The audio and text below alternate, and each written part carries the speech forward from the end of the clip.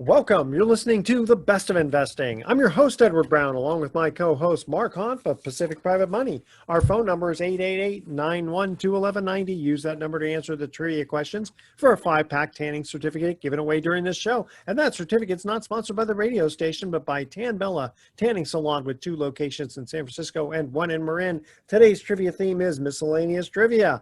And today we do have a special guest, Joe Pereira, who is specializing in a mortgage program specifically for non-owner occupied real estate.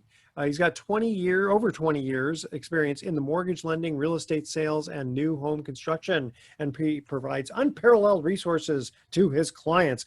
Joe, welcome to the Best of Investing. Thank you. Thanks for having me today. Sure. Hey, Joe, tell us a little bit about where you specialize in. There's so many mortgage brokers out there. Many that we run into, we find more and more people are starting to specialize in certain niche areas. And I think it's important for people to have a niche. You know, it's the old saying, right? Jack of all trades, master of none, right? Yeah. So, basically, I really kind of have 2 main niches, and the one we're going to talk about today is working with your real estate investors, and working with real estate investors that are typically self-employed or retired, or just folks that don't want to complicate things with too much documentation. They usually have great credit. They usually have great asset cash reserves, and they're just looking for something streamlined so they can purchase the property. And this program is really developed based on the borrower's credit and the leverage position and quality of the property. So it's almost underwritten like a private money transaction, without the private money points and private money rates, right? So it's kind of like an in-between. You don't have to have the borrower show ability to repay? You do not have to have so with the non-owner occupied program, you do not have to show the borrower ability to repay. What the lender does like to see, though, is 6 months cash reserves for principal and interest, property taxes, insurance, and HOA dues if applicable for all properties owned by that borrower, okay? So, and that's really giving them that feeling that they do have the ability to repay. They see that, someone can manage their money and save their money. They have great credit, maybe they already own a few properties. And so they have that feeling, okay, this borrower's putting 20% down. Oh, we're gonna be in a good position here. It's a nice property, 1 to 4 units. We're comfortable now lending to that borrower. So, Joe, is this considered in the realm of like a non-QM product, a non-qualified mortgage versus, say, a conventional or bank finance? It is. This definitely would be put into the non-QM category. But, again, with non-owner occupied loans, as you guys know, they're not quite under the same rules and guidelines like owner occupied loans, right? Would these also be similar to the ones like in our space in the alternative finance realm? Which non-QM is considered alternative finance? We hear the terms DSCR loans, which stands for debt service coverage ratio loans, or LTR loans, which is long-term rental. Both of them basically, hey, I've got investment property that's rented out, and what kind of financing opportunities do you have for me for clients like that? So this is kind of taking like the DSCR loan a step further, right? So instead of having to have the appraiser do a rent schedule on the property, and basically just to kind of define what that is, they want to make sure that whatever the rent is or the scheduled rent would be for that property, that it covers the principal, interest, taxes, and insurance on that property, right? Mm-hmm. Where they throw that DSCR portion out of the mix, so they're not concerned about the debt coverage being covered by the rent. They're just concerned about the value of the property, the credit of the borrower, and making sure that borrower has the cash reserves. So that DSCR portion is eliminated with this program, which is helpful because we have a lot of investors that don't maybe want to put 30-40% down to bring that debt service coverage ratio to a provable figure. And so this way they can put 20% down, and they look at it as like, look, I've got 6 rental properties. I'm netting maybe $3,000 a month on property A over here, right? This one I'm just buying, but I don't want to, put the extra $100,000 down on it. And I don't mind if I have to take a little bit of that rent profit from that other property and make up the difference on this one. So, that's the thing, right? It keeps, cash is king when you're a real estate investor, right? So this helps you kind of keep more cash to buy more properties if you choose to. What kind of rates are your borrowers looking at right now? When this program first came out, I thought these rates would be kind of high, but amazingly, they're really good. I mean, we are seeing rates start in the kind of higher threes. Wow. And really, I haven't closed one that's above the fours. So we're seeing like 3.75 to 4.75 in that range, kind of based on the borrower's credit and, if they want to add interest only, those features that would kind of determine the rate. Also, amount of down payment as well. And then what coverage? And now there's the Roseville area and San Leandro, I believe. What is your territory? So we have offices, Golden Valley Mortgage, we've been in business since the 80s. We have an office in Pleasanton. We also have an office in Roseville. But I'm covering the entire state of California with this program. Wow. Okay. And, with technology these days, right? I mean, a lot of times we're not even really meeting face-to-face with our clients anymore. True. And I have, some Bay Area clients that are buying properties in Fresno or San Diego. And then next thing you know, you're just kind of doing it all over the place. All right, tell you what, we're going to cut to a break. Before we do, and we'll come back with you, give out your information if people wanted to get a hold of you. So I can be reached at 925-406-9036. And my email is joe@gvmloans.com. Very easy to remember. All right, we're going to cut to our first commercial break here. When we come back, we're going to continue on with Joe. And Joe, if you know the answer to this, don't answer it yet. Wait till we come back from break. All right, here's the first trivia question. Thomas Jefferson is depicted on what coin? All right, call 888-912-1190. First caller with the correct answer is going to win that tanning certificate. Again, Thomas Jefferson is depicted on what coin? All right, stay with us. You're listening to The Best of Investing. Don't touch that dial. We're going to be right back. Welcome back to The Best of Investing. Again, I'm Edward Brown, your host, along with Mark Hanf of Pacific Private Money. Our first trivia question, Thomas Jefferson is depicted on what coin? Anyone? Softball question. Yes. What's the answer? All right, Joe, I'll let you take this one. The nickel. The nickel, yeah. Okay, now if I told you. I don't see many of those anymore. Not too many, yeah. Now, if I said what paper money is he on, what would you say? Thomas Jefferson. The 50? No, he's on the $2 bill. The 2. Which you hardly see anymore. Darn it. I knew it. I knew I should have asked that question instead. All right. $2 bill. In the quote studio on Zoom, we have Joe Pereira, who is a mortgage broker, and he's got some interesting programs. Now, I also noticed you do construction loans.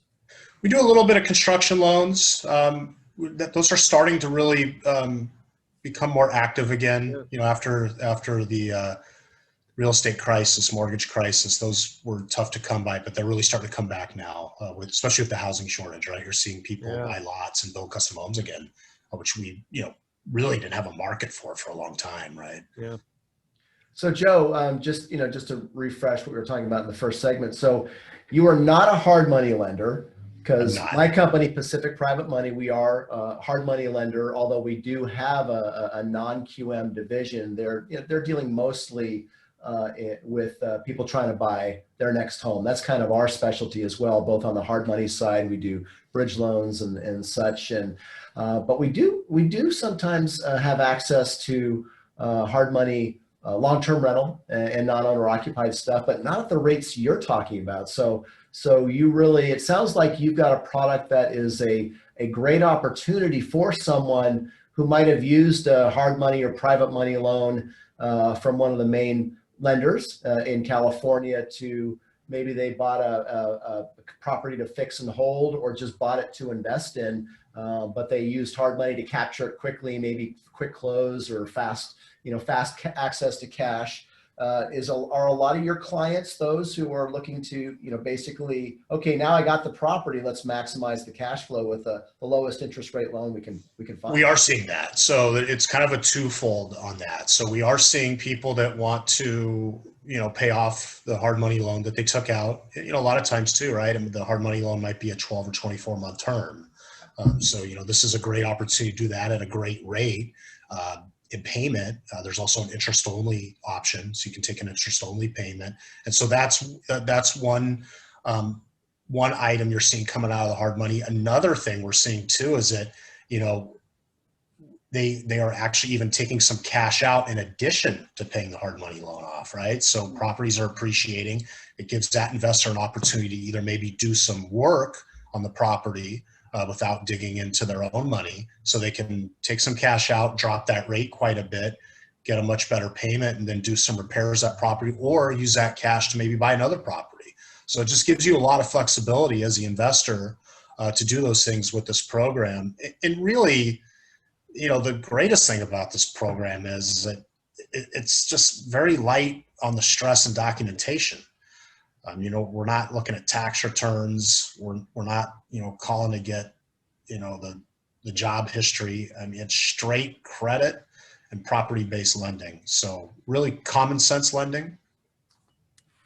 This is really it sounds like a recent development, and for the benefit of real estate investors, because, over the last several years, it's really been, hard money lenders, and there are some nationwide hard money lenders now that they specialize in a similar product, but you're hard pressed to find anything below 5%. And it's not uncommon to pay between 5 and 6%. And yet those guys tell me that, those loan programs are on fire because it's cheaper than the hard money at 8 or 9%, or in other states, 10, 11, 12%.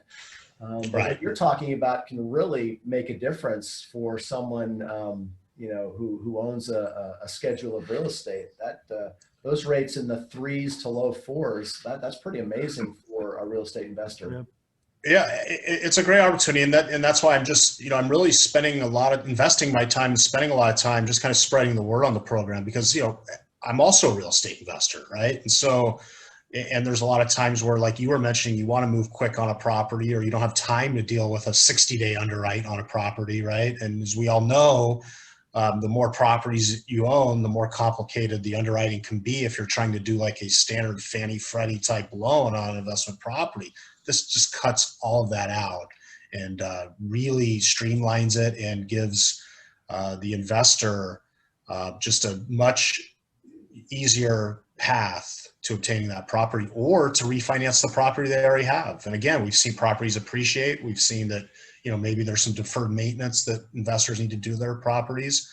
You can take out some cash, do that deferred maintenance, and at the same time, lower your payment. So, it's really a great tool for that as well. Would you say the majority of your business is refinance versus purchase? Right now, I'm seeing I'd see about 75% refinance. That's what we're seeing. And those are the folks, a lot of it's just me calling people I've been working with for years and letting them know about this program. Right. Yeah. And that coupled with the property appreciation, it's kind of I don't know, I mean, it's the right term, almost like kind of a perfect storm for this program. Every right? time that there's a drop in interest rates, suddenly you get this refi, big gambit going on. Refi boom, yeah. What's the refi typical boom. closing time for a refinance? So we're looking at about 30 days on this program. Okay, Yeah, it's about 30 actually days. that's actually pretty good. That's reasonable, yeah. Yeah. It would probably be less if it weren't for the appraisal report, correct? Yeah. I mean, that's kind of what's going on industry-wide right now. There's a shortage of appraisers. So, that can be kind of what holds things up. Do you think that they're going to change the rules on that because of that shortage, where they might, go a desktop appraisal, or, loosen the guidelines on There's it? a lot of talk about that. So Yeah. there's talk of like almost trying to eliminate the traditional appraisal report. We're seeing a lot of appraisal waivers on Fannie Freddie loans now. Tons. But I don't think we're quite there yet, and I think people are a little confused about which direction they want to go on that. Part of the problem is it's very hard to become an appraiser now. Yeah, there's a lot more regulation and tests and stuff like that. Yeah, that's kind of crazy. All right, you guys ready for our second trivia question here? So far, I hope so. we're 1 for 1. Okay. I didn't study. Yeah, so, yeah. Well, you didn't know what the questions were going to be. Okay. In the game Battleship, how many hits does it take to sink an aircraft carrier? Remember that children's game Battleship? I used to play this all the It's not time. a children's, Played all the time. What's that? What's that, Mark? not a children's game. Not a children's game. Yeah, that's right. Boom! And you see blood everywhere. No, okay. Call 888-912-1190. The first caller with the correct answer is going to win that tanning certificate, which is worth over $100, by the way. In the game Battleship, how many hits does it take to sink an aircraft carrier? All right, stick with us. You're listening to The Best of Investing. We're going to be right back. Welcome back to The Best of Investing one more time. I'm Edward Brown, your host, along with Mark Hoff of Pacific Private Money. Our second trivia question, in the game Battleship, how many hits does it take to sink an aircraft carrier? I don't know that one. I think I know. Go ahead. 3. No, an aircraft carrier is the big one. 5. The Battleship, I think, is 4. And then there's like a patrol boat, the 2 or something like that. I probably haven't played Battleship in 40 years. But Yeah, exactly. Yeah. what a great game that was. That was quite a fun game, as I remember when I was a kid. So in the studio here on Zoom, we have Joe Pereira, who is a specialist in basically these non-QM specialized real estate investor loans. Mark, you wanted to ask or talk about the market in general? Yeah. Well, first of all, before we go on, what's the name of your company again, Joe? It's Golden Valley Mortgage Corporation. Our main office is in Pleasanton with another office in Roseville, and we've been around since the 80s. So Golden Valley Mortgage, if you're a real estate investor and you're holding real estate long-term and you're looking to lower your cost of capital for your financing, Joe was, and we've been talking in the last couple of segments about a pretty awesome, non-QM, low doc, easy qualifier loan program that you said was in the high 3s to low 4s is your typical. Yeah, high 3s to the, it depends. It can get up into the higher 4s, but we're seeing pretty much under 5%, right, in most scenarios. And you mentioned something off the air like 740. Those with scores over 740 tend to get the juicier rates. But over 740 score, those are going to be the ones that are going to get under 4%, especially if they're a little lower in the loan to value. But 740 score, 20% down, we're in the low 4s. Well, what's the lowest FICO score that you'll accept? 680 score. So 680 is our floor score on this program. I have programs that are similar to what Mark was talking about if you're below 680, but really for this kind of gold standard program for this scenario, 680 or higher is where you need to be, which, most of my real estate investor clients that's not really the issue, right? I mean, most of them have a 680 or higher credit score. It's easier to get a higher credit score these days. Most of us have recovered from the little, boo-boos from the Great Recession, which has now been, more than 10 years ago. And then 100 points just got added to everyone's credit score all of a sudden, right? It's right. I know. It's like 800's the new 700, right? And exactly. Yeah. 680's the new 580, right? It's just, I don't know how that happened, but that's where we are. I don't know. I had a credit score of 400 and someone said, what? I said, hey, they don't just give out 400 to anybody. I had to work hard to get it that low. That took some determination. And I hope my banker's not listening, but go ahead. Although even in hard money, I'll tell you, when we see someone with a 525, 530 credit score, and that's like about the lowest we ever see. That's, you gotta try pretty hard to get your FICO score. That you gotta not pay a lot of bills. Yeah. But hey, let's talk a little bit about what's happening in the real estate market. Joe, I'd appreciate to hear your feedback on this.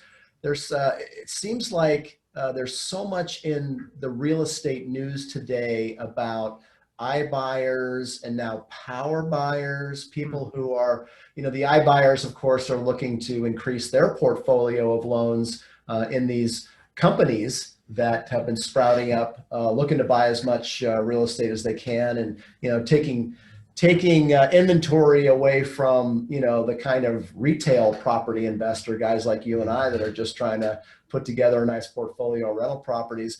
And then you've got the power buyers who are basically saying to people who want to move, hey, we can buy your next home for you so you can move right in and lease it back from us and then buy it from us when you're able to finance. So there's a lot going on in the institutional side of things that are focused on buying up real estate and competing with the average buyer. And what are you seeing, and how are you seeing that play out in the marketplace with in your clientele?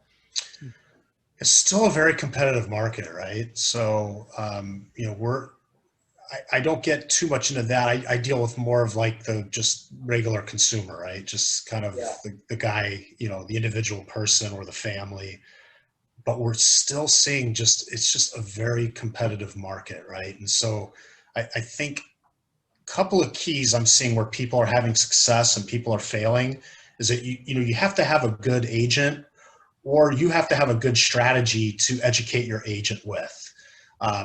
You've got to have tight to no contingencies going into these purchases. You really have to have all of your homework done ahead of time. The day of doing a 30-day escrow with long contingency periods, whether it's an owner-occupied property or investment property, I mean, you're just going to lose every time on that, right? So your strategy is really important. I'm seeing people get properties and I see them beat out the all cash person or the person with better terms meaning like, maybe the guy's putting 70% down. I mean, maybe they're only putting 20% down, but their strategy and the way they wrote their offer is what really attracted them to the seller. I mean, you have to get into today's seller's head. Is it like a short, just no contingency, I'm going to close in 12 days? Short escrow. Really the key though too is like short contingencies and waiving contingencies, right? Because sellers the seller wants you, like to use a poker term, they want you pot committed, right? So they want, they've got 10 offers coming in or whatever the case may be. They know they have the upper hand, but on the flip side, they know kind of once they get into contract with you, you've got like these little outs on them, right? And the last thing they want to do is go back on the market, start all over, because then everybody's like, well, what's wrong with this house or what's wrong with this duplex, right? So I'm really seeing people, if they have a good strategy in place for when they make that offer, they're successful even if they don't have the most money to put down or they're not the cash buyer. That's the key, because at the end, the seller's going to get their money. They don't care if it's coming from a loan or from cash. Sure. I thought the market maybe there was just rumor out there that the market was kind of softening a little bit, not turning into a buyer's market, but just softening a little bit. You guys seen that at all? I saw a little slowdown the last few weeks, and I think a lot of that, it'll be interesting to see what happens this next quarter, right? I think some of that's school starting, I mean, it's really sometimes as simple as like our daily tasks. So, people kind of check out when school starts for a few weeks. They kind of check out at Thanksgiving, and they kind of check out during the Christmas, New Year's season. Gotcha. I think the next, maybe 30 days will be telling on that. All right. Hey, guys, going to cut to another commercial break. When we come back, Mark Humph is going to talk about what's going on with his funds, and we're continue on with Joe here. So here's our third trivia question. 3 gold balls are a universal symbol for what type of business? 888-912-1190. Both of you look up to the sky like, I got to think about that. 888-912-1190. First caller with the correct answer is going to win that tanning certificate. Again, 3 gold balls are a universal symbol for what type of business? Stay with us. Best of Investing. I'll be right back. Welcome back to the Best of Investing. Last time for today, I'm Edward Brown, your host, along with Mark Humph of Pacific Private Money. Third trivia question. 3 gold balls. Actually, it's not last time for today because we have one more segment after this. Three gold balls are a universal symbol for what type of business? It's universal. How come I'm not popping into my head? I don't know. Actually, if you watch the History Channel, you'll see a pawn shop. A pawn shop. 3 gold balls, like a like a little, like almost like a lamp type looking. Okay, all right. All right, you guys are okay. You still battled. 1 out of 3 today. You won at 3. That'll still get you in the Hall of Fame in baseball. That's right.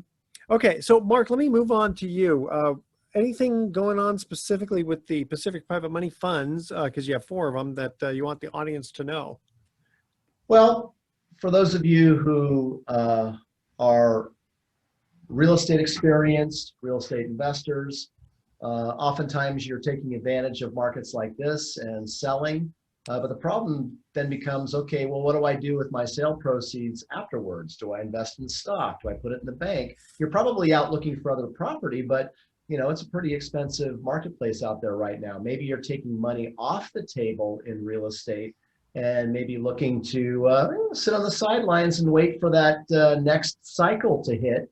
And interestingly enough, we were talking at the end of the last segment about, is the market softening? And what I'm reading is at least the rate of appreciation, which spiked hugely this year. I mean, we're talking, and of course, we're talking nationwide. Those of us in California, we've seen 20% year-over-year appreciation. Ho hum, right? I mean, it's happened an amazing number of times over the last 20 years. But in other parts of the country, Phoenix, 18% year-over-year, and this is for like months ending May, June. July, it looks like some of those markets are starting to top out. So looking forward, to what's going to happen for the remainder of the year. Maybe the rate of price appreciation is going to slow down. I don't know anyone who's calling a downward cycle yet, but certainly a slowing down of it. But to get back, if you've taken some money off the table and you're waiting for, let's say, maybe you believe in 6 months from now, prices may have cooled down a bit, and maybe we might even be, looking in some markets at prices adjusting downward. I'm not predicting that. I'm not calling for it, but maybe you've got some insider belief that that's going to happen. So meanwhile, well, what do you do with those money? What do you do with several $100,000? What do you do with several $1 million? Sitting on the sidelines? And well, we have 4 funds at Pacific Private Money, and 2 of those funds do not penalize you for early withdrawal. And what I mean by that is most mortgage pooled funds are created under what's called a 506 Reg D. And that's the most common legal structure for a mortgage pool fund. In fact, it's a very common legal structure for raising capital for a lot of real estate pooled funds, because there's real estate loan funds, which is what we do at Pacific Private Money, and all 4 of our funds basically invest in loans. But there's plenty of so-called Reg D funds that invest in real estate, or that buy, fix, and flip real estate, or invest in land, or invest in commercial properties. There's all kinds of strategies that entrepreneurs use a Reg D fund to raise capital for, and then pay their investors handsomely. And for the most part, if you get into a classic traditional fund, the sponsor is going to tell you, at a very minimum, you got to leave your money in for a year. Many of them have 2, 3, 4, 5-year minimum holds. And if you pull your money out before then, number one, they're under no obligation to return your capital before that minimum term, which is usually at least 1 year. But number 2, there may be a substantial penalty of several percentage points or higher. It could be 5%. I've even seen 10% penalties for early withdrawal. Yeah, it can be pretty sharp there. 2 of our funds, they're written the way they're supposed to be written, meaning, you promise to keep your money in for a year, but we're silent on the early withdrawal, meaning there is no penalty. So, if you're looking for a place to park money and earn 6% or higher, we have options for that.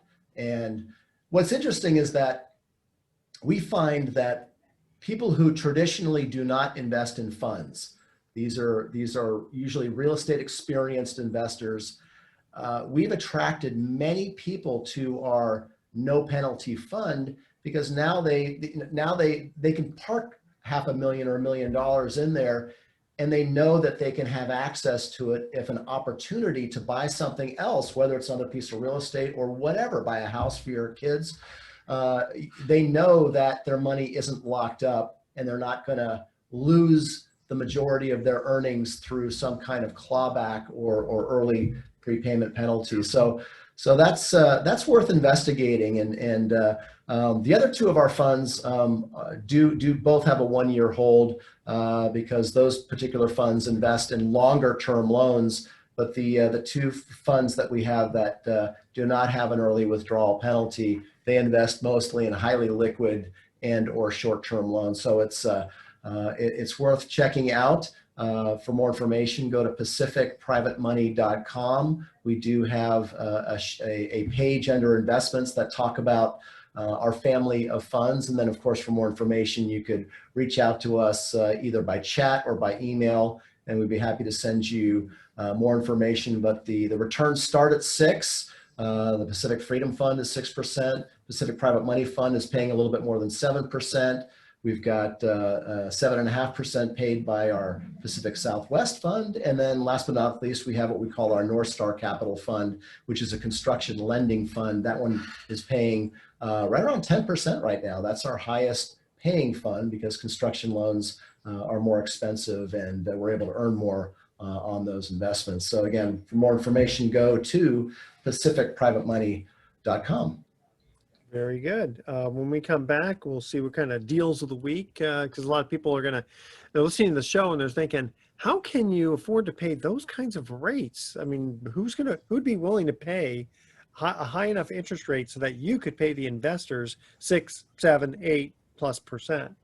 So that's what we're going to do. And again, Joe, we didn't hear from you on this segment, but go ahead and give out your information for those real estate investors who want to give you a call for a loan. Thank you. Yes, my telephone number is 925-406-9036, or you can email me at joe@gvmloans.com. The GVM's for Golden Valley Mortgage. Very good. All right. We've got about 40 seconds. So just a couple of little things here. One thing I really appreciate about the Pacific Private Money Funds, there's no fee to get in and there's no fee to get. It's no load. So again, as long as two of those funds, you hold it for a year, which by the way, Mark, how often does anybody even ask for their money back within the first year? Well, that's the thing, and that was the point I was starting to make, and then I forgot to actually make it, is that those people who traditionally aren't fund investors are finding themselves parking their money in our no penalty funds, and then they're not pulling it out. Yeah, exactly. It's just the fact they tend to add more money rather than take it out because once they realize, hey, this thing is for real. And last thing I want to mention is that all of the funds qualify for QBID, so there's some tax benefits for investing in those funds. All right, stay with us. You're listening to The Best of Investing. We're going to be right back with some closing comments.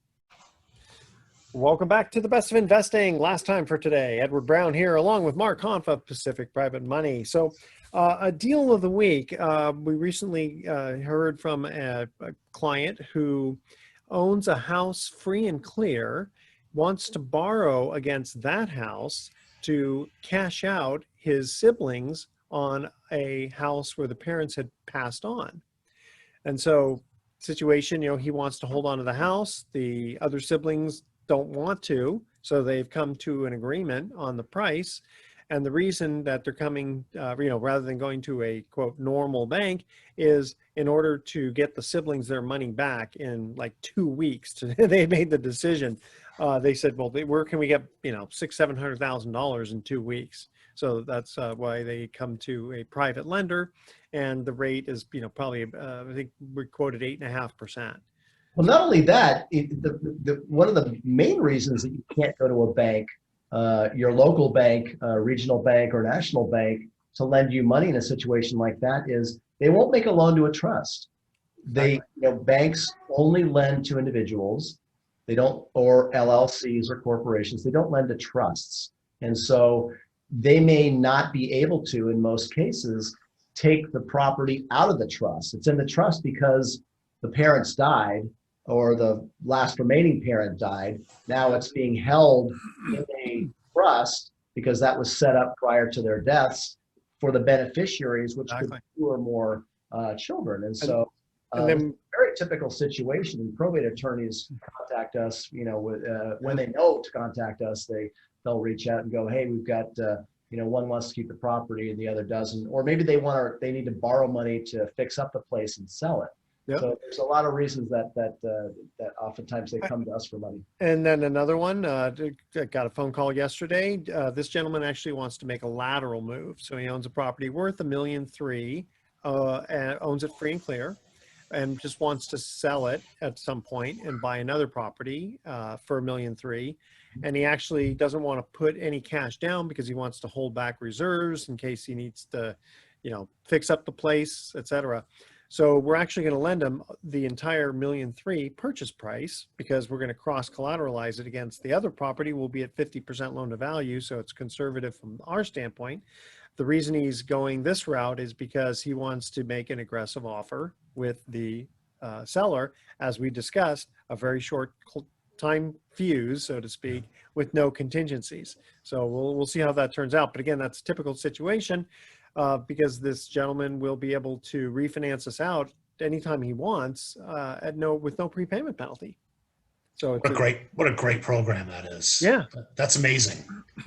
Yeah, because for sell is a great opportunity, and our best selling loan product right now is this. We call it our consumer bridge product. A lot of people hear the word bridge loan all the time, and 99% of the time it refers to non-owner occupied or investment property or commercial property. And the term bridge in that case is used to mean short term. But we use the term consumer bridge because it's also a short-term loan, but it allows you to bridge the equity from your existing home into the home you want to move into. And so, we can provide up to 100% of the target purchase price if you have enough equity in your existing home. And we make one loan secured by two properties. And, right. And we can close quickly. It's a great way for people to compete with cash offers. And then they can turn around and call Joe, and if they are in the non-QM realm, and get a much less expensive loan for a longer term. All right, Mark, give out your information one more time. So Pacific Private Money, 415-883-2150. We're at pacificprivatemoney.com. All right, guys, here's our thoughts for the day. What's the difference between Iron Man and Aluminum Man? Iron Man stops the bad guys. Aluminum Man just foils their plans. And I invented a new word, plagiarism. And lastly, I figured it'd take a while to get that one. And lastly, my wife says I only have two faults. I don't listen and something else. All right, tune in next week to The Best of Investing. We're going to be giving away more free prizes for answering trivia questions and throw some puns in there too. Thanks for listening. On behalf of our team, I'm Edward Brown, wishing you the best of investing. So long.